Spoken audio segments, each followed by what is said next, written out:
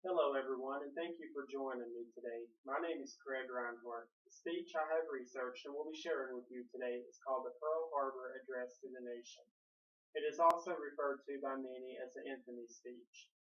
The original speaker was Franklin Delano Roosevelt, the 32nd President of the United States. This speech came as a reply to the horrific attacks of Pearl Harbor by the Japanese Empire. It was considered to be a significant speech in the history of the United States for a number of reasons. First, it was the president's official response to one of the largest and most devastating acts of war on American soil. Secondly, it was asking Congress to approve a declaration of war on Japan, which would turn out to be instrumental in ending World War II. The intended audience of this speech delivery, as Roosevelt mentions in the beginning of the speech, is the Vice President, the Speaker, members of the Senate, and members of the House of Representatives. I also believe that the implied audience is the American general population who were watching TV during that time and hearing the speech. The message of this speech was conveyed in a firm yet persuasive way. By using facts to educate people about the recent events and promoting America's intolerance of such devastation, Roosevelt was able to establish that we should engage in some form of retaliation. Essentially, he argued that evil deeds such as the Pearl Harbor incident should not go unpunished.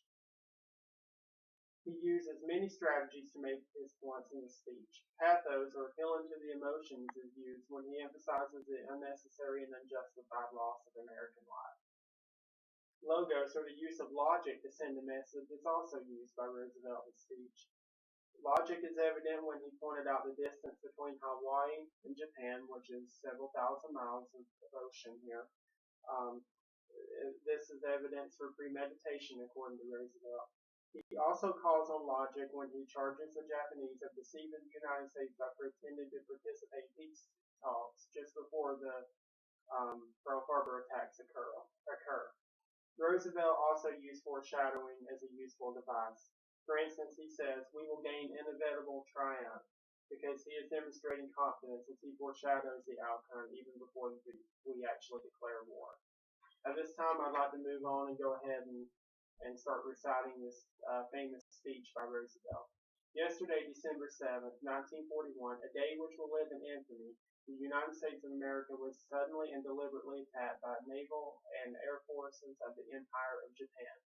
The United States was at peace with this nation, and at the solicitation of its government and its emperor, looking towards the maintenance of peace in the Pacific. Indeed, 1 hour after Japanese air squadrons had commenced bombing in the American island of Oahu, the Japanese ambassador to the United States and his colleague delivered to our Secretary of State a formal reply to a recent American message. And while this reply stated that it seemed useless to continue the existing diplomatic negotiations, it contained no threat or hint of war or of violence. It will be recorded that the distance between Hawaii and Japan makes it obvious that the attacks were deliberately planned many days or many weeks ago.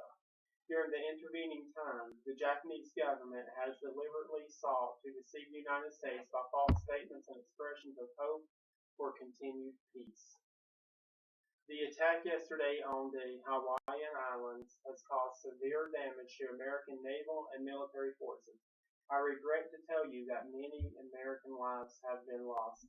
In addition, American ships have been reported torpedoed in the high seas between San Francisco and Honolulu. Yesterday, Japanese government also launched an attack against Malaya. Last night, Japanese forces attacked Hong Kong. Last night, Japanese forces attacked Guam.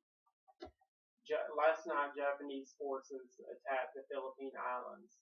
Last night, Japanese forces attacked Wake Island.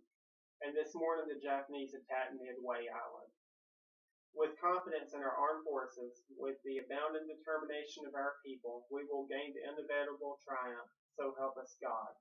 I ask that Congress declare war since the unprovoked and this dastardly attack by Japan on Sunday, December 7th, 1941, a state of war has existed between the United States and the Japanese Empire.